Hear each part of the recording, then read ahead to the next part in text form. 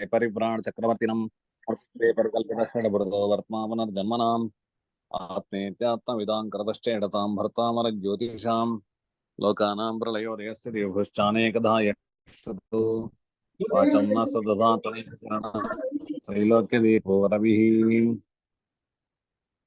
ನಿನ್ನೆ ದಿವಸದಲ್ಲಿ ನಮಗೆ ಕಾಲಾತ್ಮಾದ್ಯ ನಕರ್ಮನಸ್ತು ಹಿನಗು ಸತ್ವಂ ಕುಜೋ ಜ್ಞೋವಚೋ ಜೀವೋ ಜ್ಞಾನ ಸುಖೇ ಸಿತಶ್ಚ ಮದನೋ ದುಃಖಂ ದಿನೇಶಾತ್ಮಜಃ ರಾಜಾನೋ ರವಿಶೀತಗೋಕ್ಷಿತಿ ಸುತೋ ನೇತಾ ಕುಮಾರೋ ಬುಧಃ ಸೂರ್ಯದಾನವ ಪೂಜಿತಶ್ಚ ಸಚಿವ ಪ್ರೇಷ್ಯ ಸಹಸ್ರಾಂಶಜಃ. ಈ 2ನೇ ಅಧ್ಯಾಯದ ಮೊದಲನೇ ಶ್ಲೋಕದಲ್ಲಿ ಇದ್ವಿ ನಿನ್ನೆ. ಅದರಲ್ಲಿ ಕಾಲಾತ್ಮ ದಿನಕೃತ್, ಮನಃ ತುಹಿನಗು, ಸತ್ವಂ ಕುಜಃ, ಜ್ಞಃ ವಚಃ, ಜೀವಃ ಜ್ಞಾನ ಸುಖೇ ಎಂಬಲ್ಲಿಯವರೆಗೆ ನೋಡಿದ್ದೇವೆ. ಗುರುವಿನಿಂದಾಗಿ ಜ್ಞಾನ ಮತ್ತೆ ಸುಖ ಅಂತೇಳಿ, ಅದರಿಂದಾಗಿ ಗುರುವಿನಿಂದಾಗಿ ಚಿಂತನೆ ಮಾಡುವಂಥದ್ದು. ಗುರುಣ ದೇಹ ಪುಷ್ಟಿ ಸ್ಯಾತ್ ಬುದ್ಧಿ ಪುತ್ರಾರ್ಥ ಸಂಪದ ಅಂತ.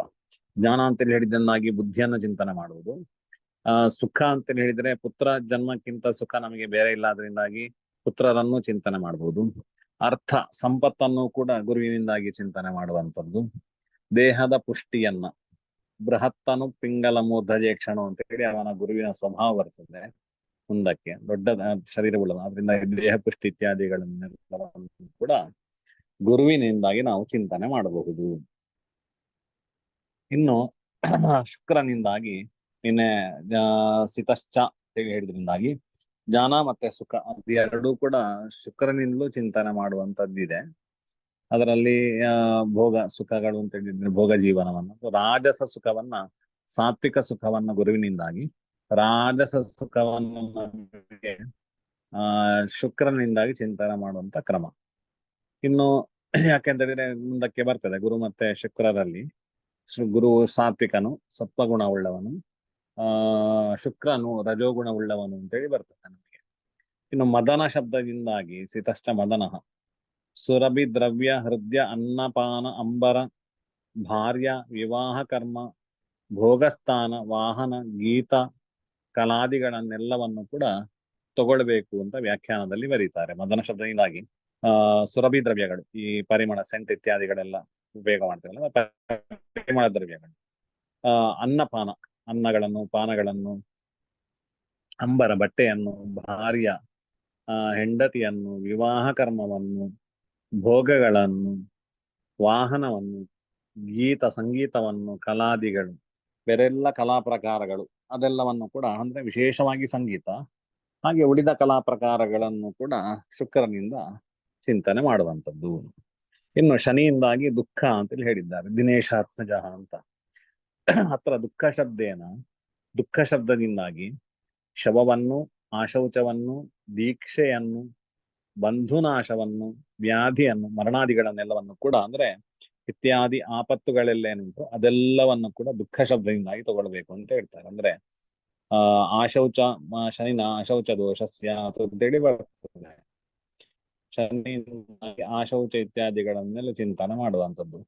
ನಾವು ಚಿಂತನೆ ಮಾಡಬೇಕಾದ್ರೆ ಕೆಲವು ಸಂದರ್ಭದಲ್ಲಿ ಷಷ್ಠ ಸ್ಥಾನ ಅಶುದ್ಧಿ ಸ್ಥಾನ ಅಂತ ಲೆಕ್ಕ. ಒಂದು ದೇವಸ್ಥಾನದ ಚಿಂತನೆಯಲ್ಲಿ ಷಷ್ಠ ಸ್ಥಾನದಲ್ಲಿ ಶನಿ ಬಂದ್ರೆ ಅಲ್ಲಿ ಏನೋ ಆಶೌಚ ಇರ್ಬೇಕಾದ್ರೂ ಕರ್ಮಗಳನ್ನ ಮಾಡಿ ಅದರಿಂದಾಗಿ ದೇವರಿಗೆ ಅಶುದ್ಧಿ ಆಗಿದೆ ಅಂತ ಹೇಳಿ ಚಿಂತನೆಯನ್ನ ಮಾಡಬಹುದು. ಪ್ರಾಸಂಗಿಕವಾಗಿ ಚಿಂತನೆ ಮಾಡ್ಲಿಕ್ಕೆ ಏನೆಲ್ಲ ಪರಿಕರಗಳು ಬೇಕಾದೆಲ್ಲ ನೋಡಿಕೊಳ್ಬೇಕು. ನೇರ ಷಷ್ಠದಲ್ಲಿ ಬಂದ್ರೆ ಚಿಂತನೆ ಅಲ್ಲ. ಅಂತೂ ಅದಿದ್ರೆ ಖಂಡಿತವಾಗಿ ಆ ಶೌಚದ ನಮ್ಮ ಗುರುಗಳ ಒಂದು ಪ್ರಶ್ನೆ ಚಿಂತನೆ, ಗುರುಗಳು ಪಂಚಮ ಪರ್ಯಾಯದಲ್ಲಿ ಇರಬೇಕಾದ್ರೆ ವಿಶ್ವೇಶ ತೀರ್ಥರು, ಆಗ ನಮ್ಮ ವಿದ್ಯಾಪೀಠದಿಂದ ಯಾರೆಲ್ಲ ಜ್ಯೋತಿಷ್ಯ ಕಲ್ತಿದ್ದಾರೆ ಅವರೆಲ್ಲರನ್ನು ಕೂಡ ಕರೆದಿದ್ರು ಒಂದು ಜ್ಯೋತಿಷ್ಯ ಚಿಂತನೆ ಮಾಡಿ. ಆ ಸಂದರ್ಭದಲ್ಲಿ ಷಷ್ಠದಲ್ಲಿ ಶನಿ ಇದ್ದ. ಅವರ ರಾಶಿ ಯಾವುದು ಬಂತು ಅಂತ ಹೇಳಿ ಸಿಂಹ ರಾಶಿ ಬಂದಿತ್ತು. ಆಗ ಮಕರದಲ್ಲಿ ಶನಿ ಇದ್ದ. ಆಗ ಷಷ್ಠ ಸ್ಥಾನದಲ್ಲಿ ಶನಿಯ ಸ್ಥಿತಿ ಬಂದಿತ್ತು. ಆಗ ಏನೋ ಒಂದು ದೇವಸ್ಥಾನಕ್ಕೆ ಸಂಬಂಧಪಟ್ಟ ಹಾಗೆ, ಅದು ಸಿಂಹ ರಾಶಿ ಬಂದಿದ್ರಿಂದಾಗಿ ಮಠಕ್ಕೆ, ಪೇಜಾವರ ಮಠಗಳಿಗೆ ಸಂಬಂಧಪಟ್ಟ ಈಶ್ವರ ದೇವಸ್ಥಾನಕ್ಕೆ ಸಂಬಂಧಪಟ್ಟ ಹಾಗೆ ಒಂದು ಆಶೌಚದಿಂದ, ಕರ್ಮದಲ್ಲಿ ಏನೋ ಒಂದು ಆಶೌಚದಿಂದಾಗಿ ದೋಷಗಳು ಬಂದಿದೆ ಅಂತೇಳಿ ಚಿಂತನೆ ಮಾಡಿದ್ವಿ. ಗುರುಗಳಿಗೆ ದೋಷ ಅಂತೇಳಿ ಅಲ್ಲ, ಅಂತ ವ್ಯವಸ್ಥೆಗೆ ದೋಷ ಅಂತ ಹೇಳುವಂಥದ್ದನ್ನು ಚಿಂತನೆ ಮಾಡಿದ್ವಿ. ಮತ್ತೆ ನೋಡಿದ್ರೆ ಅದು ಸತ್ಯ ಆಗಿತ್ತು ಕೂಡ. ಒಂದು ಕಡೆ ಒಂದು ಅದೀಗ ಉಲ್ಲೇಖ ಬೇಡ, ಅಂತೂ ಒಂದು ಈಶ್ವರ ದೇವಸ್ಥಾನದಲ್ಲಿ ಅಲ್ಲಿಯ ಮುಖ್ಯ ತಂತ್ರಿ ಸ್ಥಾನದವರು ಅರ್ಚಕರು ಅಂತೂ ಯಾರು ಅಂತ ಬೇಡ, ಅಂತೂ ಮುಖ್ಯ ಸ್ಥಾನದಲ್ಲಿ ಇದ್ದವರೇ ಒಂದು ಆಶೌಚ ಬಂದಾಗಲೂ ಕೂಡ ಅದನ್ನ ನೆಗ್ಲೆಕ್ಟ್ ಮಾಡಿ ಆ ಸಂದರ್ಭದಲ್ಲಿ ಒಳಗಡೆ ಹೋಗಿ ಕರ್ಮಗಳನ್ನೆಲ್ಲ ಮಾಡಿರ್ತಕ್ಕಂಥದ್ದು ಅದು ತಿಳುವಳಿಕೆ ಕೂಡ ಬಂದಿತ್ತು ಎಲ್ಲರಿಗೂ ಕೂಡ. ಅದರಿಂದಾಗಿ ಮತ್ತೆ ಅವರನ್ನ ತೆಗೆಯುವಂತ ಪ್ರಕ್ರಿಯೆ ಎಲ್ಲ ಆಯ್ತಲ್ಲ, ಆ ಸ್ಥಾನವನ್ನ ಬದಲಾವಣೆ ಮಾಡಿತ್ತು. ಅಂತೂ ಇದು ಅಷ್ಟು ಸತ್ಯವಾಗಿ ನಮಗೆ ಬಂದಿರತಕ್ಕಂಥ ವಿಷಯ ಆಶೌಚದ ವಿಷಯಗಳೆಲ್ಲ. ಆ ಸರಿ, ಹೀಗೆ ದುಃಖಂ ದಿನೇಶ ಇದರಿಂದಾಗಿ ಇವುಗಳನ್ನೆಲ್ಲ ಒಟ್ಟ ದೀಕ್ಷೆಗಳನ್ನ ಈಗ ಶನಿ ನವಮದಲ್ಲಿ ಸನ್ಯಾಸ ಯೋಗ ಇತ್ಯಾದಿಗಳನ್ನೆಲ್ಲ ಶನಿಯಿಂದ ವ್ಯಾಧಿ ಮರಣಾದಿಗಳು ಬಂಧು ನಾಶ ಎಲ್ಲ ಒಂದು ಚಿಂತನೆ ಮಾಡುವುದು. ಅದನ್ನೇ ಹೇಳಿದ್ದಾರೆ, ಸಂಪದೇ ಗುರು ಸಂಯೋಗ ಶನಿಯೋಗ ವಿಪತ್ತೈ ಚಿಂತಿತವ್ಯಂ ಸುಧಾ ಪುಂಸಾಂ ಸರ್ವಭಾವಾನುಸಾರತಃ. ಯಾವ ಭಾವಕ್ಕೆ ಶನಿಯ ಯೋಗ ಬಂತು ಆ ಆಪತ್ತುಗಳನ್ನು ಚಿಂತನೆ ಮಾಡಬೇಕು. ಯಾವ ಭಾವಕ್ಕೆ ಗುರುವಿನ ಸಂಯೋಗ ಬಂತು ಆ ಭಾವಕ್ಕೆ ಸಂಬಂಧಪಟ್ಟ ಹಾಗೆ ಸಂಪತ್ತನ್ನ ಚಿಂತನೆ ಮಾಡಬೇಕು, ಒಳ್ಳೆಯದನ್ನ ಚಿಂತನೆ ಮಾಡಬೇಕು ಅಂತೇಳಿ. ಇನ್ನು ಇಲ್ಲಿ ನಮಗೆ ವಾರಕ್ರಮವನ್ನು ಕೂಡ ಸೂಚನೆ ಮಾಡಿದ ಹಾಗೆ ಆಗ್ತದೆ. ಅಂದ್ರೆ ನಮಗೆ ಮೊದಲಿಗೆ ವಿವರ, ಆನಂತರ ಚಂದ್ರ, ಆನಂತರ ಕುಜ, ಆನಂತರ ಬುಧ, ಆ ಕ್ರಮದಲ್ಲಿ ಇಲ್ಲಿ ಕೂಡ ಗ್ರಹರ ಉಲ್ಲೇಖಗಳನ್ನ ಆಚಾರ್ಯರು ಮಾಡಿದ್ದಾರೆ.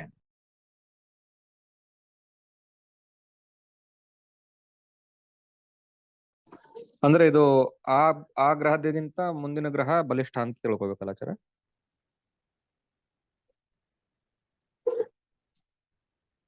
ಹಲೋ, ಈಗ ಕೇಳಿಸ್ತಾ ಉಂಟಲ್ಲ, ಸ್ವಲ್ಪ ಅದೇ ನೈಸರ್ಗಿಕ ಬಲದ್ದು ಆ ರೀತಿ ಚಿಂತನೆ ಮಾಡೋದು ಆಚಾರ್ಯ? ಯಾವುದು ಅಂದ್ರೆ ಈಗ ಈ ಗ್ರಹದ ಉಲ್ಲೇಖ ಮಾಡಿದಾರಲ್ಲ ಆಚಾರ್ಯ, ಈ ಒಂದಾದ್ಮೇಲೆ ಒಂದು, ಇದು ಆ ಗ್ರಹದಿಂದ ಮುಂದಿನ ಗ್ರಹ ಅದಕ್ಕಿಂತ ಬಲಿಷ್ಠವಾಗಿರ್ತದೆ ಅಂತ ತಿಳ್ಕೊಳ್ಳೋದು? ಅಲ್ಲ ಅಲ್ಲ ಅಲ್ಲ, ಅದೀಗ ಬರ್ತೇನೆ, ಮತ್ತೆ ಪ್ರಶ್ನೆಗಳಿಗೆ ಕೊನೆಗೆ ಬರ್ತೇನೆ. ಇಲ್ಲಿ ಏನು ಅಂತ ಹೇಳಿದ್ರೆ ಒಂದಾದ್ಮೇಲೆ ಒಂದು ಹೇಳಿದ್ರಿಂದಾಗಿ ವಾರಕ್ರಮ ಸೂಚನೆ ಮಾಡಿದಾಗೆ ಆಗ್ತದೆ. ವಾರ ಏನು ಮಾಡ್ತಾ ಇದ್ದೇವೆ, ರವಿ ಆದ್ಮೇಲೆ ಚಂದ್ರ, ಚಂದ್ರವಾರ ಆದ್ಮೇಲೆ ಕುಜವಾರ, ಕುಜವಾರ ಆದ್ಮೇಲೆ ಬುಧವಾರ ಅಂತ ಹೇಳಿ ಆಚರಣೆ ಮಾಡ್ತಾ ಇದ್ದೇವೆ. ಆ ಕ್ರಮವನ್ನು ಸೂಚನೆ ಮಾಡಿದಾಗೆ ಆಗ್ತದೆ. ಸರಿ, ಸರಿ, ನೀವು ಮಾಡ್ಕೊಳ್ಳಿ, ಮತ್ತೆ ಪ್ರಶ್ನೆ ಇದ್ರೆ ಕೊನೆಗೆ ಕೇಳಿ, ಆಯ್ತಾ? ಮತ್ತೆ ಇದರಿಂದ ಮತ್ತೊಂದು ಸೂಚನೆ ಮಾಡಿದಾಗ ಆಗ್ತದೆ. ಇದೆಲ್ಲ ವ್ಯಾಖ್ಯಾನದಲ್ಲಿ ಇರತಕ್ಕಂಥ ವಿಷಯಗಳು, ನಿಮಗೆ ತಿಳ್ಕೊಳ್ಳಿಕ್ಕೆ ಹೇಳ್ತಾ ಇದ್ದೇನೆ ಅಷ್ಟೇ. ಮುಖ್ಯ ಅದರ ಅರ್ಥ ತಿಳ್ಕೊಂಡ್ರೆ ನೀವು ಸಾಕಾಗ್ತದೆ, ಆ ಶ್ಲೋಕಗಳ ಪದದ ಅರ್ಥ ತಿಳ್ಕೊಂಡ್ರೆ ಈಗ ಸಾಕಾಗ್ತದೆ. ಆದ್ರೆ ವಿಶೇಷ ಅರ್ಥಗಳನ್ನ, ಈಗ ಅದರ ಅರ್ಥಗಳು ನಮಗೆ ಎಲ್ಲಿ ಜ್ಯೋತಿಷ್ಯ ಸೋಪಾನದಲ್ಲಿ ಕೂಡ ಬಂದಿದೆ. ಅದರಿಂದ ಇಲ್ಲಿ ಪುನಃ ಅದೇ ಶ್ಲೋಕಗಳು ಬಂದಾಗ ವಿಶೇಷ ಅರ್ಥವನ್ನು ತಿಳ್ಕೊಳ್ಳುವ ಅಂತ ಹೇಳುವ ಉದ್ದೇಶದಿಂದ ವ್ಯಾಖ್ಯಾನ ಸಹಿತವಾಗಿ ಪಾಠ ಮಾಡ್ತಾ ಇದ್ದೇನೆ. ಇಲ್ಲದ್ರೆ ನಿಮಗೆ ಈಗ ಪಾಠ ಮುಂದೆ ಹೋಗ್ತಾ ಇಲ್ಲ, ಬಟ್ ಆದ್ರೂ ಒಂದಷ್ಟು ವಿಷಯಗಳ ತಿಳುವಳಿಕೆಗೆ ಬಂದ್ರೆ ಮುಂದೆ ಯಾವದಕ್ಕಾದ್ರೂ ಯಾವ ಕಾಲಕ್ಕಾದ್ರೂ ಅದು ಉಪಯೋಗಕ್ಕೆ ಬರಬಹುದು ಅಂತ ಹೇಳುವ ಉದ್ದೇಶದಿಂದ ಪಾಠ ಮಾಡ್ತಾ ಇದ್ದೇನೆ.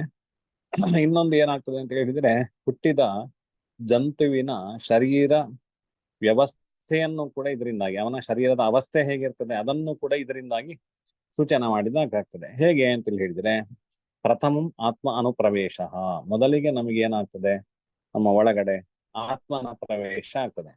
ಅನಂತರ ಮನಸ್ಸಃ ಪ್ರಾದುರ್ಭಾವ, ಅಂದ್ರೆ ಜೀವಿಗೆ ಹೊಟ್ಟೆಯ ಒಳಗಡೆ ನಮಗೆ ಮೊದಲಿಗೆ ಶರೀರಕ್ಕೆ ಆತ್ಮನ ಪ್ರವೇಶ ಆಗ್ತದೆ. ಆನಂತರದಲ್ಲಿ ಅದಕ್ಕೆ ಮನಸ್ಸು ಹುಟ್ಟುತ್ತದೆ ಆ ಜೀವಿಗೆ. ನಂತರ ಹುಟ್ಟಿ ನಮ್ಮ ಜನನ ಬಂದ್ಮೇಲೆ ಹೊರಗಡೆ ಬಂದ್ಮೇಲೆ ಸತ್ವ ಅಂದ್ರೆ ಮೊದಲಿಗೆ ನಮಗೆ ಕಾಲಾತ್ಮ ಅಲ್ವಾ, ಆತ್ಮನನ್ನು ಹೇಳಿದ್ದಾರೆ. ಆನಂತರ ಮನಸ್ಸು ಚಂದ್ರನನ್ನು ಹೇಳಿದ್ದಾರೆ. ಆನಂತರ ಸತ್ವಂ ಕುಜನನ್ನು ಹೇಳಿದ್ದಾರೆ. ಅದರಿಂದಾಗಿ ಆ ಹುಟ್ಟಿರ್ತಕ್ಕಂತಹ ಪ್ರಾಣಿಗೆ ನಾನು ಅಂತ ಹೇಳುವಂತ ಒಂದು ಸತ್ವ, ಒಂದು ಪರಾಕ್ರಮದ ವಿಷಯಗಳು ಹುಟ್ಟುತ್ತದೆ. ನಾನು ಎಂಬತಕ್ಕಂತಹ ಜ್ಞಾನ ಅವನಿಗೆ ಬರ್ತದೆ, ಆ ಜೀವಿಗೆ ಹುಟ್ಟುತ್ತದೆ. ಮಾತು ಹುಟ್ಟಿದ ಕೂಡಲೇ ಮಾತಾಡುವುದಿಲ್ಲ ಅಲ್ವಾ, ಆ ನಂತರದಲ್ಲಿ ಮಾತುಗಳು ಬರ್ತದೆ, ವಚಃ ಜ್ಞಃ ವಚಃ. ಈ ಮಾತುಗಳು ಬಂದ್ಮೇಲೆ ಪದಾರ್ಥಗಳ ವಿಶೇಷ ಜ್ಞಾನಗಳಾಗ್ತದೆ. ಇದು ಯಾವುದು, ಟಿವಿ ಯಾವುದು, ಪೆನ್ ಯಾವುದು, ಕಲೀಲಿಕ್ಕೆಲ್ಲ ಶುರು ಮಾಡ್ತಾನೆ ಅಲ್ವಾ. ನಾವು ಶಾಲೆಗೆ ಹೋಗ್ತೇವೆ, ಅನಂತರ ಕಲಿತೇವೆ, ಎಲ್ಲ ಜ್ಞಾನಗಳನ್ನ ಪಡ್ಕೊಳ್ತೇವೆ, ಪದಾರ್ಥಗಳ ವಿಶೇಷ ಜ್ಞಾನಗಳನ್ನ ಪಡ್ಕೊಳ್ತೇವೆ. ಇದು ದುಃಖ, ಇದು ಸುಖ. ಹಾಗೆ ಸುಖ ಅಂತ ಹೇಳಿದ್ರೆ ಏನು, ದುಃಖ ಅಂತ ಹೇಳಿದ್ರೆ ಏನು, ಅದರದ್ದು ನನ್ನ ಅನುಭವಗಳಿಗೆ ನಮಗೆ ಬರ್ತದೆ. ಅಂದ್ರೆ ಜೀವೋಜ್ಞಾನ ಸುಖಿ. ಆನಂತರ ಮದನ ವಿಕಾರಾತ, ಒಂದು ಕಾಮನೆ ಹುಟ್ಟುತ್ತದೆ ನಮಗೆ. ಒಂದು ಸ್ವಲ್ಪ ಚಿಕ್ಕಂದಿನಲ್ಲಿ ಕಾಮನೆ ಇರುವುದಿಲ್ಲ, ಆಮೇಲೆ ಸ್ವಲ್ಪ ವಯಸ್ಸಾದ ಹಾಗಾಗಿ ಯುವಾವಸ್ಥೆಗೆ ಬರುವಂತಕ್ಕಂತಹ ಸಂದರ್ಭದಲ್ಲಿ ಸ್ವಲ್ಪ ಮನೋವಿಕಾರಗಳು ಕಾಮ ಮದನ ವಿಕಾರಗಳು ಶುರುವಾಗ್ತದೆ. ಗಂಡಸಿಗೆ ಹೆಂಗಸು ಬೇಕು, ಹೆಂಗಸಿಗೆ ಅಂದ್ರೆ ಹೆಣ್ಣುಗಳಿಗೆ ಗಂಡುಗಳು ಬೇಕು ಅಂತ ಈ ರೀತಿಯಲ್ಲೆಲ್ಲ ವಿಕಾರಗಳು ಶುರುವಾಗ್ತದೆ. ತತಃ ವಾರ್ಧಕಾವಸ್ಥಾಯಾಮ್ ಆನಂತರದಲ್ಲಿ ಇದೆಲ್ಲ ಆದ್ಮೇಲೆ ಶೀತಷ್ಟ ಮದನ ಆದ್ಮೇಲೆ ಕೊನೆಗೆ ನಮಗೆ ದುಃಖ. ವಾರ್ಧಕ್ಯ ಅವಸ್ಥೆಗೆ ಬಂದ್ಮೇಲೆ ಒಂದಷ್ಟು ನಮಗೆ ಅನಾರೋಗ್ಯಗಳು ಬಂದು ದುಃಖ ಬರ್ತದೆ. ಈ ವ್ಯವಸ್ಥೆಯನ್ನು ನಮ್ಮ ಜೀವನದಲ್ಲಿ ನಮಗೆ ಏನಾಗ್ತದೆ ಆ ವ್ಯವಸ್ಥೆಯನ್ನು ಕೂಡ ಒಂದು ಸೂಕ್ಷ್ಮ ವಿಷಯದಲ್ಲಿ ಆಚಾರ್ಯರು ತಿಳಿಸಿದಾಗ ಆಗ್ತದೆ. ಆತ್ಮ ಮೊದಲಿಗೆ ಕಾಲಾತ್ಮ ಸೂರ್ಯ ಅಂತ ಹೇಳಿದ್ದಾರೆ. ಅದರಿಂದಾಗಿ ಆತ್ಮ ಪ್ರವೇಶ ಆಗ್ತದೆ. ಆನಂತರ ಮನಸ್ಸು ಬರ್ತದೆ. ಮನಸ್ಸಾದ್ಮೇಲೆ ನಾನು ಅಂತ ಹೇಳ್ತಕ್ಕಂಥ ಬುದ್ಧಿ ಸತ್ವ ಹುಟ್ಟುತ್ತದೆ, ಸತ್ವ ಕುಜ. ಮತ್ತೆ ಮಾತುಗಳು ಹುಟ್ಟುತ್ತದೆ ಜೀವಿಗೆ. ಮಾತು ಹುಟ್ಟಿದ್ಮೇಲೆ ಜ್ಞಾನ ಸಂಪಾದನೆ ಮಾಡ್ತದೆ. ಜೀವೋ ಜ್ಞಾನ ಸುಖಿ, ಅದರಿಂದಾಗಿ ಸುಖಗಳು ದುಃಖ ಯಾವುದು ಅಂತ ಗೊತ್ತಾಗ್ತದೆ. ಮದನ ವಿಕಾರಗಳು ಉಂಟಾಗ್ತದೆ. ಕೊನೆಗೆ ದುಃಖ. ಇದು ನಮ್ಮ ಶರೀರ ವ್ಯವಸ್ಥೆ. ಅದನ್ನು ಆಚಾರ್ಯರು ಈ ಸೂಕ್ಷ್ಮ ವಿಷಯದಲ್ಲಿ ಕೂಡ ಅಂತ ಒಂದು ವಿಶೇಷ ವಿಷಯಗಳನ್ನು ಕೂಡ ತಿಳಿಸಿದಾಗ ಆಗ್ತದೆ. ಇನ್ನು ದಿನಕಲ್ಪನೆ ನಮಗೆ, ನಾವು ಈಗ ಪಾಠ ಆಗಿದೆ ನಮಗೆ ಯಾವುದರಲ್ಲಿ ಜ್ಯೋತಿಷ್ಯ ಸೋಪಾನದಲ್ಲಿ ನಮಗೆ ಕಾಲದ ವ್ಯವಸ್ಥೆಗಳು ಪಾಠ ಆಗಿದೆ. ದಿನಕೃತ ಅಂತ ಹೇಳಿದ್ದಾರೆ. ದಿನಕೃತ ಅಂತ ಹೇಳಿದ್ರೆ ರವಿಯ ಗತಿಯ ವಶದಿಂದಾಗಿ ನಾವು ಅಪಮಂಡಲಗಳನ್ನ ಕಲ್ಪನೆ ಮಾಡಿಕೊಂಡು ದಿವಸವನ್ನ ಕಲ್ಪನೆ ಮಾಡ್ತಾ ಹೋಗ್ತೇವೆ. ದಿವಸ ಕಲ್ಪನೆಗೆ ರವಿಗತಿಯ ವಶ ಅಂದ್ರೆ ರವಿ ಸ್ಫುಟವನ್ನು ಇಟ್ಕೊಂಡೇ ನಮಗೆ ಸೂರ್ಯೋದಯ ಆದಿ ಲೆಕ್ಕಗಳನ್ನು ಮಾಡುವಂಥದ್ದು. ಅಂದ್ರೆ ಎಷ್ಟೊತ್ತಿಗೆ ಸೂರ್ಯ ಯಾವ ರಾಶಿಯಲ್ಲಿ ಇರ್ತಾನೆ, ಯಾವ ರಾಶಿಯಲ್ಲಿ ಎಷ್ಟನೇ ಇದರಲ್ಲಿ ಇರ್ತಾನೆ, ಅದಕ್ಕೆ ಸಂಬಂಧಪಟ್ಟಾಗಿ ಉದಯಗಳನ್ನೆಲ್ಲ ಕಲ್ಪನೆ ಮಾಡಿಕೊಳ್ತೇವೆ. ಅಂತೂ ದಿವಸ ಕಲ್ಪನೆ ಮಾಡ್ಬೇಕಾದ್ರೆ ಅಂದ್ರೆ ನಿಮಗೆ ಅಪಮಂಡಲ ಅಂತ ಹೇಳಿದ್ರೆ ಮೊದಲಿಗೆ ಇವತ್ತು ಸೂರ್ಯೋದಯಕ್ಕೆ ನಮಗೆ ಯಾವ ಲಗ್ನ, ಸೂರ್ಯ ಇರತಕ್ಕಂಥ ರಾಶಿಯ ಲಗ್ನವೇ ಇರ್ತದೆ. ಪೂರ್ವಕ್ಷಿತಿಜದಲ್ಲಿ ಸೂರ್ಯೋದಯ ಆಗ್ಬೇಕಾದ್ರೆ ಸೂರ್ಯ ಇರುವ ರಾಶಿ ಉದಯಿಸ್ತದೆ. ಈಗ ಸೂರ್ಯ ಇರುವ ರಾಶಿ ಸಿಂಹ ರಾಶಿ. ಅದರಿಂದಾಗಿ ಈಗ ಬೆಳಿಗ್ಗೆ ಸೂರ್ಯೋದಯಕ್ಕೆ ಉದಯ ಲಗ್ನ ಅಂತ ಹೇಳುವಂತ ವ್ಯವಸ್ಥೆಯಲ್ಲಿ ಸಿಂಹ ರಾಶಿ ಇರ್ತದೆ. ಆ ನಂತರದಲ್ಲಿ ನಮಗೆ ಸಿಂಹ ರಾಶಿ ಆದ್ಮೇಲೆ ಕನ್ಯಾ ರಾಶಿ ಬರ್ತದೆ. ಆಗ ಸೂರ್ಯನ ಹಿಂದೆ ಹೋಗ್ತಾನೆ ಅಪಮಂಡಲ ರೀತಿಯಲ್ಲಿ. ಉಲ್ಟಾ ಕಲ್ಪನೆ ಮಾಡಿದ ಹಾಗೆ ಆಗ್ತದೆ ಸೂರ್ಯನನ್ನು. ಹಾಗೆ ಅಪಮಂಡಲ ಅಂತ ಅರ್ಥ. ಹೀಗೆ ಸೂರ್ಯನ ಕಾರಣದಿಂದಾಗಿ ದಿವಸಗಳ ಕಲ್ಪನೆಗಳು, ಆ ದಿವಸ ಕಲ್ಪನೆಯಿಂದಾಗಿ ನಮಗೆ ಅಹೋರಾತ್ರಿ ಅಂದ್ರೆ ದಿವಸ ಯಾವ್ದಂತ ಗೊತ್ತಾದ್ರೆ, ದಿನ ಯಾವ್ದಂತ ಗೊತ್ತಾದ್ರೆ ರಾತ್ರಿ ಯಾವ್ದಂತ ಗೊತ್ತಾಗ್ತದೆ. ಇದರಿಂದಾಗಿ ಅಹೋರಾತ್ರಿ ಸಿದ್ಧಿ. ಈ ಅಹೋರಾತ್ರಿಗಳು 30 ಅಹೋರಾತ್ರಿಗಳಾದಾಗ ಮಾಸ ಕಲ್ಪನೆ, ಮಾಸದ್ವಯಗಳಿಂದಾಗಿ ಋತು, 6 ಋತುಗಳಿಂದಾಗಿ ಸಂವತ್ಸರಗಳೊಂದಷ್ಟು ಸಂವತ್ಸರ 4,32,000 ಸಂವತ್ಸರಗಳಾದಾಗ ಯುಗ. ಅಂತಹ ಅದು ಒಂದು ಕಲಿಯುಗ. ಹಾಗೆ 43,20,000 ಸಾಮಾನ್ಯ ಒಂದು ಮಹಾಯುಗ. ಅಂತಹ 72 ಮಹಾಯುಗಗಳಾದಾಗ ಬ್ರಹ್ಮನ ಒಂದು ಹಗಲು. ಹೀಗೆಲ್ಲ ಕಾಲಗಳನ್ನು ಕೂಡ ತಿಳಿಸಿಕೊಳ್ಳಿಕ್ಕೆ ನಮಗೆ ಮೂಲ ಸೂರ್ಯ ಅಂತೇಳಿ ಗೊತ್ತಾಗ್ತದೆ. ಆದ್ರಿಂದ ಕಾಲಾತ್ಮ ದಿನಕೃತು ಅಂತೇಳಿ, ಕಾಲದ ಆತ್ಮಸ್ವರೂಪ ದಿನಕೃತು ಅಂತೇಳಿ ಅಂದ್ರೆ ಸೂರ್ಯ ಅಂತೇಳಿ ಹೇಳಿರ್ತಕ್ಕಂಥದ್ದು. ಇನ್ನು ಮನಃ ಪ್ರಾಧಾನ್ಯ, ಮನಃ ಸುಹಿನಗು ಅಂತೇಳಿ ಹೇಳಿದ್ದಾರೆ. ಯಾವತ್ತು ನಮಗೆ ಮನಸ್ಸು ಪ್ರಾಧಾನ್ಯ. ಮನ ಏವ ಮನುಷ್ಯಾಣಂ ಕಾರಣಂ ಬಂಧ ಮೋಕ್ಷಯು. ನಮಗೆ ಮನಸ್ಸಿದ್ರೆ ಎಲ್ಲವೂ ಕೂಡ ಇರ್ತದೆ. ಈಗ ಪಾಠಕ್ಕೆ ಬರಬೇಕು ಅಂತ ನಿಮಗೆ ಮನಸ್ಸಿದ್ರೆ ನೀವು ಹೇಗಿದ್ರು ಎಂತ ಅವ್ಯವಸ್ಥೆಗಳ ಇದ್ರೂ ಕೂಡ ಪುರುಷೋತ್ತ ಮಾಡಿಕೊಂಡು ನೀವು ಪಾಠಕ್ಕೆ ಬರ್ತೀರಿ. ಇಲ್ಲ ಜ್ಯೋತಿಷದಲ್ಲಿ ಇಂಟ್ರೆಸ್ಟ್ ಇಲ್ಲ ಅಥವಾ ಪಾಠ ಕೇಳಬೇಕು ಅಂತ ಮನಸ್ಸಿಲ್ಲ ಅಂತ ಹೇಳಿ ಆದ್ರೆ ನಮ್ಗೆ ದಿವಸಕ್ಕೊಂದು ಕಾರಣ ಸಿಗ್ತದೆ. ಇವತ್ತು ಇಲ್ಲಿಗೆ ಹೋಗ್ಬೇಕು, ಇವತ್ತು ಶನಿವಾರ, ಇವತ್ತು ರೆಸ್ಟ್, ಎಲ್ಲ ಮಕ್ಕಳೆಲ್ಲ ಇರ್ತಾರೆ, ಅಥವಾ ಇನ್ನೊಂದು ಏನಾದ್ರೂ ಒಂದೊಂದು ಸಮಸ್ಯೆಗಳು ನಮಗೆ ಹುಟ್ಟಬೇಕಾಗಿದ್ರೆ ಒಂದು ಮನಸ್ಸಿನ ವ್ಯವಸ್ಥೆಯು ಕಾರಣ ಆಗಿರ್ತದೆ. ಅದರಿಂದಾಗಿ ಪಾಠದಲ್ಲಿ ನಮಗೆ ಅಥವಾ ಜ್ಯೋತಿಷ್ಯದಲ್ಲಿ ನಿಮಗೆ ಮನಸ್ಸಿದ್ರೆ ಹೇಗಾದ್ರೂ ಮಾಡಿ ನೀವು ಕಲೀಲಿಕ್ಕೆ ಬರ್ತೀರಿ. ಅದ್ರ ಆದಷ್ಟು ಬನ್ನಿ ಅಂತೇಳಿ ನಾನು ಹೇಳಿದೆ, ಆಯ್ತಾ? ಸರಿ. ಅಂತೂ ಮನಸ್ಸು ಮುಖ್ಯ ಕಾರಣ ಅಂತೇಳಿ ಎದ್ರಿಂದಾಗಿ ಇದನ್ನ ಬೇರೆ ಕಡೆ ಕೂಡ ಹೇಳಿದ್ದಾರೆ. ಅಮೃತ ಕಿರಣ ವೀರ್ಯಾತ್ ವೀರ್ಯಮಾಶ್ರಿತ್ಯ ಸರ್ವೇ ವಿದದತಿ ಫಲಮೇತೆ ಖೇಚರಾಹ ಸಾಧ್ವಸಾಧು ನಿಜ ನಿಜ ವಿಷಯೇಶು ವ್ಯಾಪ್ರಿಯಂತೆ ಯಥಾಮೂನ್ ಅಲಮಿಹ ಮನಸೈವ ಅಧಿಷ್ಠಿತಾನಿ ಇಂದ್ರಿಯಾಣಿ ಅಂತೇಳಿ. ಅಂದ್ರೆ ನಮಗೆ ಮನಸ್ಸು ಅಂತ ಹೇಳುವಂತದ್ದು ಇದ್ರೆ ಎಲ್ಲ ಇಂದ್ರಿಯಗಳು ಅದಕ್ಕೆ ಸೇರಿಕೊಳ್ತವೆ. ಹಾಗೆ ಅಮೃತ ಕಿರಣ ವೀರ್ಯಾತ್ ವೀರ್ಯಂ ಆಶ್ರಿತ್ಯ ಸರ್ವೇ ಅಂತ. ಅಮೃತ ಕಿರಣ ಅಂತೇಳಿ ಹೇಳಿದ್ರೆ ಚಂದ್ರನಿಗೆ ಒಳ್ಳೆಯ ಬಲ ಇತ್ತು ಅಂತೇಳಿ ಹೇಳಿದ್ರೆ ಉಳಿದೆಲ್ಲ ಗ್ರಹರಿಗೂ ಬಲ ಇದ್ದ ಹಾಗೆ ಅವರೆಲ್ಲ ಒಳ್ಳೆಯ ಫಲಗಳನ್ನು ಕೊಡ್ತಾರೆ. ಚಂದ್ರನಿಗೆ ಬಲ ಇಲ್ಲ ಅಂತ ಹೇಳಿದ್ರೆ ಅವರಿಗೆಲ್ಲರಿಗೂ ಕೂಡ ಬಲ ಇಲ್ಲದ ಹಾಗೆ ಆಗ್ತದೆ ಅಂತ ಅರ್ಥಾತ್ ಮನಸ್ಸು ಅಂತ ಹೇಳುವಂಥದ್ದು ಮುಖ್ಯ. ಆದ್ರಿಂದಾಗಿ ಈ ಗ್ರಹರಲ್ಲಿ ಚಂದ್ರ ಬಲ ಅಂತಕ್ಕಂಥದ್ದು ಅತಿ ಮುಖ್ಯ ಅಂತೇಳಿ ಆ ಹೇಳುವಂಥದ್ದು. ಚಂದ್ರಾರ್ಕವು ಬಲಯುಕ್ತವು ಕುಜಾದಯ ಪ್ರೋಕ್ತ ಮಾರ್ಗ ಬಲ ವಿಹೀನ ಶುಭ ಫಲದಾಸ್ತಿ ಸರ್ವೇ ದಶಾಸು ಯೋಗೇಶು ಸಂಚಿತ್ಯ. ಇದು ನಿನ್ನೆ ಕೂಡ ಪಾಠ ಮಾಡಿದ್ದೇನೆ ಕಾಣ್ತದೆ. ನಿನ್ನೆ ಪಾಠದಲ್ಲಿ ಕೂಡ ಹೇಳಿದ್ದೇನೆ. ಅಂತೂ ಚಂದ್ರಾರ್ಕರಿಗೆ ಬಲಯುಕ್ತರಾಗಿದ್ರೆ ಕುಜಾದಿಗಳು ಕೂಡ ಅವರು ಬಲ ಉಳ್ಳಂತವರಾಗ್ತಾರೆ. ಇಲ್ಲದಿದ್ರೆ ಅವರ ದಶಗಳಲ್ಲಿ ಕೂಡ ಶುಭ ಫಲಗಳು ಸಿಗುವುದಿಲ್ಲ ಅಂತೇಳಿ. ಇನ್ನು ರಾಜಾನು ರವಿ ಶೀತಗು ಅಂತೇಳಿ ನೋಡಿದ್ದೇವೆ ನಾವು. ಚಂದ್ರ ಮತ್ತೆ ರವಿಗಳು ರಾಜ ಮತ್ತೆ ರಾಣಿ ಅಥವಾ ಇಬ್ಬರು ಕೂಡ ರಾಜಕಾರಕ ಗ್ರಹ. ಕ್ಷಿತಿಜ ಸೇನಾಪತಿ. ಇನ್ನು ಕುಮಾರ ಅಂತ ಹೇಳಿದರೆ ಯುವರಾಜ, ಬುಧನು ನಮಗೆ ಯುವರಾಜ, ಗುರು ಶುಕ್ರರು ಸಚಿವರು, ಪ್ರೇಷ್ಯ ಶನಿ ಅಂತೇಳಿ ನೋಡಿದ್ದೇವೆ. ಇಲ್ಲಿ ಒಂದು ವಿಶೇಷ ವ್ಯವಸ್ಥೆಯನ್ನು ತಿಳ್ಕೊಳ್ಬೋದು ನಾನು ಇದರಿಂದಾಗಿ. ಅಂದ್ರೆ ರಾಜರು ಯಾರು ಅಂತ ಹೇಳಿದ್ರೆ ರವಿ ಮತ್ತೆ ಚಂದ್ರ. ಅದರಿಂದಾಗಿ ರಾಜರು ಬೇರೆಯವರಿಗೆ ಭೂಮಿಯನ್ನು ಕೊಡ್ತಕ್ಕಂಥದ್ದು. ಈಗ ಹಿಂದೆಲ್ಲ ವ್ಯವಸ್ಥೆ, ಈಗ ಎಲ್ಲರೂ ರಾಜರೇ, ಪ್ರಜೆಗಳೇ ರಾಜರಾದ್ರಿಂದಾಗಿ ಈಗಿನ ವ್ಯವಸ್ಥೆ ಅಲ್ಲ. ಹಿಂದೆ ಹೇಗಿತ್ತು ಅಂತೇಳಿ ಹೇಳಿದ್ರೆ ರಾಜರು ಭೂದಾನವನ್ನು ಒಂದಷ್ಟು ದೇವಸ್ಥಾನಗಳಲ್ಲಿ ಅರ್ಚಕರಿಗಾಗ್ಲಿ ಅಥವಾ ವ್ಯವಸ್ಥೆಗಳಿಗಾಗ್ಲಿ ಬೇರೆ ಬೇರೆ ಕಡೆಗಳಲ್ಲಿ ಅವರವರ ಕರ್ಮಗಳಿಗೆ ಅನುಸಾರವಾಗಿ ಭೂದಾನವನ್ನ ಮಾಡ್ತಾ ಇದ್ರು ರಾಜರು. ಇಷ್ಟು ಭೂಮಿ ನಿನಗೆ ಆಯ್ತು ಅಂತೇಳಿ ಭೂಮಿಯನ್ನು ಕೊಡ್ತಾ ಇದ್ರು. ಹಾಗೆ ಇಲ್ಲಿ ಕೂಡ ಈ ವ್ಯವಸ್ಥೆಯಲ್ಲಿ ಕೂಡ ನಮಗೆ ರಾಜಕಾರಕ ಗ್ರಹರಿಗೆ 12 ರಾಶಿಗಳ ಆಧಿಪತ್ಯವೂ ಕೂಡ ರವಿ ಮತ್ತೆ ಚಂದ್ರರಿಗೆ. ರಾಜರಾದ್ರಿಂದ ರಾಜ ಎಲ್ಲ ಯಾರು ಜ್ಯೋತಿಷಿ ಆಗ್ಲಿ, ಗುರು ಆಗ್ಲಿ ಅಥವಾ ಸೇವಕರಾಗ್ಲಿ ಎಲ್ಲರೂ ಕೂಡ ರಾಜರಾಧೀನ. ಆದ್ರಿಂದ ರಾಜ ಹೇಳಿದ ಕೊನೆಯ ತೀರ್ಮಾನ ರಾಜನ. ಅದರಿಂದಾಗಿ ನಮಗೆ ಇಲ್ಲಿ ರಾಶಿ ವ್ಯವಸ್ಥೆಯಲ್ಲಿ ಕೂಡ ಹಾಗೆ 12 ರಾಶಿಗಳಿಗೂ ಕೂಡ ಅಧಿಪತಿಗಳು ರವಿ ಮತ್ತೆ ಚಂದ್ರರು. ಸಿಂಹ ರಾಶಿಯಿಂದ 6 ರಾಶಿಗಳಿಗೆ ರವಿ, ಕರ್ಕಾಟಕ ರಾಶಿಯಿಂದ ವಿಲೋಮವಾಗಿ ಅಂದ್ರೆ ಉಲ್ಟಾವಾಗಿ ನಮಗೆ 6 ರಾಶಿಗಳಿಗೆ ಅಧಿಪತಿ ಚಂದ್ರ ಅಂತ ಇಂಥದ್ದೊಂದು ವ್ಯವಸ್ಥೆ. ಇದನ್ನೇ ಅವರಿಗೆ ಆಧಿಪತ್ಯ ಇದ್ರೂ ಕೂಡ ಉಳಿದವರಿಗೆ ಆಧಿಪತ್ಯವನ್ನು ಕೊಟ್ಟಿದ್ದಾರೆ, ದಾನವನ್ನಾಗಿ ಕೊಟ್ಟಿದ್ದಾರೆ. ಹೇಗೆ ಅಂತೇಳಿ ಹೇಳಿದ್ರೆ ಈಗ ನಂತರದ ರಾಶಿಗಳಿಗೆ, ಈಗ ರವಿಯ ಸಿಂಹ ರಾಶಿಯ ನಂತರದ ರಾಶಿ ಯಾವುದು ಅಂತೇಳಿ ಹೇಳಿದ್ರೆ ಕನ್ಯಾ ರಾಶಿ. ಅದರ ಅಧಿಪತಿ ಯಾರು? ಬುಧ. ಬುಧನ್ ಯಾರು ಅಂತ ಹೇಳಿದ್ರೆ ಯುವರಾಜ. ಅಂದ್ರೆ ಯುವರಾಜನಿಗೆ ತನ್ನ ಕ್ಷೇತ್ರದಿಂದಾಗಿ ಧನಸ್ಥಾನ ಅಂದ್ರೆ ತನ್ನ ಮನೆಯಿಂದ 2ನೇ ಮನೆಯನ್ನು ಕೊಟ್ಟಿದ್ದಾನೆ. 2ನೇ ಮನೆ ಅಂತ ಹೇಳಿದ್ರೆ ಧನಸ್ಥಾನ, ದುಡ್ಡನ್ನು ಚಿಂತನೆ ಮಾಡುವಂತ. ಅಂದ್ರೆ ದುಡ್ಡು ಯಾರಿಗೆ ಕೊಡು? ಈಗ ನನ್ನ ಆಸ್ತಿಯ ನಂತರದಲ್ಲಿ ನಾನು ನನ್ನ ಮಗನಿಗೆ ಆಸ್ತಿಯನ್ನು ಮಾಡಿ ಇಟ್ಟಿರ್ತೇನೆ ಅಲ್ವಾ. ನಾವು ಆಸ್ತಿ ಮಾಡುವ ಉದ್ದೇಶವೇ ಅದು. ಅದರಿಂದಾಗಿ ಆ ಧನಸ್ಥಾನವನ್ನ ಬುಧನಿಗೆ ಕೊಟ್ಟಿದ್ದಾನೆ ರವಿ.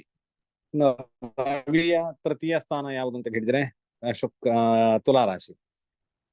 ಸಿಂಹ ರಾಶಿಯಿಂದ 3ನೇ ರಾಶಿ ತುಲಾ ರಾಶಿ. ಅದು ಸಚಿವನಾಗಿರ್ತಕ್ಕಂತಹ ಶುಕ್ರನಿಗೆ ಪರಾಕ್ರಮವಾಗಿರ್ತಕ್ಕಂತಹ 3ನೇ ಸ್ಥಾನವನ್ನು ಕೊಟ್ಟಿದ್ದಾನೆ. ಸೇನಾಪತಿಯಾಗಿರ್ತಕ್ಕಂತಹ ಕುಜನಿಗೆ ಬಂಧು ಸ್ಥಾನವನ್ನು ಕೊಟ್ಟಿದ್ದಾನೆ. ಅರ್ಥಾತ್ 4ನೇ ವೃಶ್ಚಿಕ ರಾಶಿಗೆ ಅಧಿಪತಿ ಕುಜ. ಇನ್ನು ಬುದ್ಧಿ ಗುರುವಾಗಿರುವುದರಿಂದಾಗಿ ಪಂಚಮ ಸ್ಥಾನ ಅಂತಕ್ಕಂಥದ್ದು ಬುದ್ಧಿ ಸ್ಥಾನ. ಆದ್ರಿಂದಾಗಿ 5ನೇ ಸ್ಥಾನವನ್ನು ಸಿಂಹ ರಾಶಿಯಿಂದ ಗುರುವಿಗೆ ಕೊಟ್ಟಿದ್ದಾನೆ. ಗುರು ಬುದ್ಧಿ ಸಚಿವ. ಇನ್ನು ಪ್ರೇಷಕಾರಕ ಶನಿ ಆದ್ರಿಂದಾಗಿ ಅಂದ್ರೆ ಸೇವಕ ಕಾರಕತ್ವ ಇರತಕ್ಕಂಥದ್ದು. ಆದ್ರಿಂದಾಗಿ ಪ್ರೇಷ ಸ್ಥಾನವನ್ನು ಷಷ್ಠ ಆದ್ರಿಂದಾಗಿ ಪ್ರೇಷ ಸ್ಥಾನ, ಷಷ್ಠ ಮತ್ತು ಅಷ್ಟಮ ಆದ್ರಿಂದಾಗಿ ಪ್ರೇಷ ಸ್ಥಾನಗಳು ಸಾಮಾನ್ಯ. ಇಲ್ಲಿ ಷಷ್ಠದವರೆಗೆ ಮಾತ್ರ ಆದ್ರಿಂದಾಗಿ ಪ್ರೇಷ ಸ್ಥಾನವನ್ನು 6ನೇ ಸ್ಥಾನವನ್ನು ರವಿಯಿಂದಾಗಿ 6ನೇ ಸ್ಥಾನವನ್ನು ಮಕರ ರಾಶಿ ಆಧಿಪತ್ಯವನ್ನು ಶನಿಗೆ ಕೊಟ್ಟಿದ್ದಾನೆ. ಯಾರು? ರವಿ ಕೊಟ್ಟದ್ದು ಅಂತೇಳಿ. ಹಾಗೆ ವಿಲೋಮವಾಗಿ ಚಂದ್ರನಿಂದ 2ನೇ ಸ್ಥಾನ ಬುಧನಿಗೆ, ಚಂದ್ರನಿಂದ 3ನೇ ಸ್ಥಾನ ಶುಕ್ರನಿಗೆ, ಚಂದ್ರನಿಂದ 4ನೇ ಸ್ಥಾನ ಕುಜನಿಗೆ, ಚಂದ್ರನಿಂದ 5ನೇ ಸ್ಥಾನ ಗುರುವಿಗೆ, ಚಂದ್ರನಿಂದ 6ನೇ ಸ್ಥಾನ ಶನಿಗೆ. ಇದು ಕ್ರಮದಲ್ಲಿ ಕೂಡ ನಮಗೆ ಇದೇ ಕ್ರಮದಲ್ಲಿ ಆಧಿಪತ್ಯವನ್ನ ಕೊಟ್ಟಿದ್ದಾನೆ. ಅದರಿಂದಾಗಿ ರವಿ ಮತ್ತೆ ಚಂದ್ರರಿಬ್ಬರು ರಾಜಕಾರಕ ಗ್ರಹರು. ಅವರು ತನ್ನ ಎಲ್ಲ ಪರಿವಾರಗಳಿಗೆ ಎಲ್ಲ ಆಧಿಪತ್ಯವನ್ನು ಕೊಟ್ಟಿದ್ದಾರೆ ಅಂತ ಇದನ್ನ ಸಾರಾವಳಿಯಲ್ಲಿ ತಿಳಿಸ್ತಾರೆ. ಇದೊಂದು ವಿಶೇಷ ವಿಷಯ. ದ್ವಾದಶ ಮಂಡಲ ಭಗಣ ತಸ್ಯಾರ್ಧೆ ಸಿಂಹತೋ ರವಿರ್ನಾಥಃ ಕರ್ಕಾಟಕಾತ ಪ್ರತಿಲೋಮಂ ಶಶಪ್ರದತ್ತಸ್ಯಾಪಿ ತದ್ದಾನಾತ್ ಅಂತ. ಅಂದ್ರೆ ಇದರ ಅರ್ಥ ಇಷ್ಟೇ. ದ್ವಾದಶ ಮಂಡಲಗಳಿಗೆ ಇಬ್ಬರಿಗೆ ಕೂಡ ಎಲ್ಲಾ ರಾಶಿಗಳಿಗೆ ಕೂಡ ಅಧಿಪತಿಗಳು ರವಿ ಮತ್ತೆ ಚಂದ್ರರು. ಅವರು ತನ್ನ ಸ್ಥಾನದಿಂದಾಗಿ ಅಂದ್ರೆ ಸಿಂಹತಃ 6 ಸ್ಥಾನಗಳಿಗೆ ರವಿನಾಥ, ಕರ್ಕಾಟಕ ಅಂತ ಪ್ರತಿಲೋಮವಾಗಿ ಚಂದ್ರನು ನಾಥ. ಅವರೇ ಮತ್ತೆ ಉಳಿದವರಿಗೆಲ್ಲ ಮಾಡಿದ್ದಾರೆ ಅಂತ ಹೇಳ್ತಾರೆ. ಇನ್ನು ಭಾನುರದ್ದೇ ವಿಹಗ, ಇದರಿಂದ ಕೇವಲ ಇಷ್ಟು ಮಾತ್ರ ಅಲ್ಲ, ಇದರಿಂದ ಏನು ವಿಶೇಷ ಅಂತ ಹೇಳಿದ್ರೆ, ಭಾನುವಿನ ರಾಶಿಗಳು ಯಾವುದು ಅಂತ ಸಿಂಹ, ಕನ್ಯಾ, ತುಲಾಲೀಚ, ಆ ಕುಂಭಾಂತ್ಯೋ ಸೂರ್ಯ ರಾಶಿ ಅಂತ ಒಂದಿದೆ. ಬಟ್ ಇಲ್ಲಿ ಏನು ಅಂತ ಹೇಳಿದ್ರೆ ಅದಲ್ಲ. ಈ ವ್ಯವಸ್ಥೆಯಲ್ಲಿ ಸಿಂಹ, ಕನ್ಯಾ, ತುಲಾ, ವೃಶ್ಚಿಕ, ಧನು, ಮಕರ ಇದು ಸೂರ್ಯನ ರಾಶಿಗಳು. ಕೆಲವು ಸಂದರ್ಭದಲ್ಲಿ ಇಷ್ಟೇ ರಾಶಿಗಳಲ್ಲಿ ಗ್ರಹರು ಬರುವಂತದ್ದಿದೆ. ಭಾನುರರ್ಧೆ ವಿಹಗೈಹಿ ಶೂರಾಹ ತೇಜಸ್ವಿನಶ್ಚ ಸಾಹಸಿಕಾಹ. ಎಲ್ಲ ಗ್ರಹರು ಸೂರ್ಯನ ರಾಶಿಯಲ್ಲೇ ಇದ್ರೆ, ಅಂತ ಸೂರ್ಯನ ರಾಶಿಯಲ್ಲಿ ಗ್ರಹರೆಲ್ಲ ಇದ್ರೆ ಅವನು ಆ ರೀತಿಯಲ್ಲಿ ಆ ಸಂದರ್ಭದಲ್ಲಿ ಹುಟ್ಟಿದನು ಶೂರನು, ತೇಜಸ್ವಿಯು, ಸಾಹಸಿಕನು ಆಗಿರ್ತಾನೆ. ಇನ್ನು ಶಶಿನ ಚಂದ್ರನ ರಾಶಿಯಲ್ಲಿ ಗ್ರಹರು ಇರ್ಬೇಕಾದ್ರೆ ಹುಟ್ಟಿರ್ತಕ್ಕಂಥವನು ಶಶಿನಃ ಮೃದವ ಸೌಮ್ಯ ಸೌಭಾಗ್ಯಯುತಾಃ ಪ್ರಜಾಯಂತೆ. ಅರ್ಥಾತ್ ಕುಂಭರಾಶಿಯಿಂದ ಕರ್ಕಾಟಕ ರಾಶಿವರೆಗೆ ಗ್ರಹರಿದ್ದಾಗ ಹುಟ್ಟಿದವನು ಮೃದು ಸ್ವಭಾವದವನು, ಸೌಭಾಗ್ಯಯುತನು ಆಗಿರ್ತಾನೆ. ಈಗ ಒಬ್ಬ ಗ್ರಹ ರವಿ ಅಥವಾ ಈಗ ಕುಜಗ್ರಹ ಅಂತ ಇಟ್ಕೊಳ್ಳುವ. ಕುಜಗ್ರಹ ಸೂರ್ಯನ ರಾಶಿಗಳಲ್ಲಿದ್ದ, ಅರ್ಥಾತ್ ಸಿಂಹ ರಾಶಿಯಿಂದ ಮಕರ ರಾಶಿಯ ಒಳಗಡೆ ಒಬ್ಬನ ಜಾತಕದಲ್ಲಿ ಇದ್ದಾನೆ ಅಂತ ಹೇಳಿದ್ರೆ, ಕುಜನ ದಶೆ ಬರಬೇಕಾದ್ರೆ ಅವನು ಶೂರನು, ತೇಜಸ್ವಿಯು, ಸಾಹಸಿಕನು ಆಗಿರ್ತಾನೆ. ಅಂದ್ರೆ ಮೃದು ಸ್ವಭಾವ ಅಲ್ಲ, ಸ್ವಲ್ಪ ಕಾಠಿಣ್ಯ ಸ್ವಭಾವನು ಆಗಿರ್ತಾನೆ. ಇಲ್ಲ ಕುಜಗ್ರಹ ನಮಗೆ ಚಂದ್ರನ ರಾಶಿಯಲ್ಲಿ ಅರ್ಥಾತ್ ಕುಂಭದಿಂದ ಕರ್ಕಾಟಕದ ಒಳಗಡೆ ಇದ್ದ, ಕುಜ ದಶೆ ಬಂತು, ಆ ಸಂದರ್ಭದಲ್ಲಿ ಅವನು ಮೃದು ಸ್ವಭಾವದವನು, ಸೌಮ್ಯನು, ಸೌಭಾಗ್ಯಯುತನು ಆಗಿರ್ತಾನೆ ಅಂತೇಳಿ ಈ ರೀತಿಯಲ್ಲೆಲ್ಲ ಚಿಂತನೆ ಮಾಡಬಹುದು. ಇವತ್ತಿನ ಪಾಠ ಕೃಷ್ಣಾರ್ಪಣಮಸ್ತು. ಮೂರ್ತಿತ್ವೇ ಪರಿಕಲ್ಪಿತ ಶತಭೃತೋ ವರ್ತ್ಮ ಪುನರ್ಜನ್ಮನ ಆತ್ಮೇತ್ಯಾತ್ಮವಿದಾಂ ಕರತಶ್ಚೇಡವಾಂ ಭರ್ತಾಮರ ಜ್ಯೋತಿಷಾಂ ಲೋಕಾನಾಂ ಪ್ರಲಯೋದಯ ಸ್ಥಿತಿ ವಿಭುಶ್ಚಾನೇಕಧಾಯ ಶ್ರುತೌ ವಾಚಂ ನ ಸದುದಾತ್ಮನೈಕ ಕಿರಣ ಸ್ತ್ರೈಲೋಕ್ಯ ದೀಪೋ ರವಿಃ. ಏನಾದರೂ ಪ್ರಶ್ನೆಗಳಿದ್ರೆ 1-2 ನಿಮಿಷ ಇರುತ್ತೆ.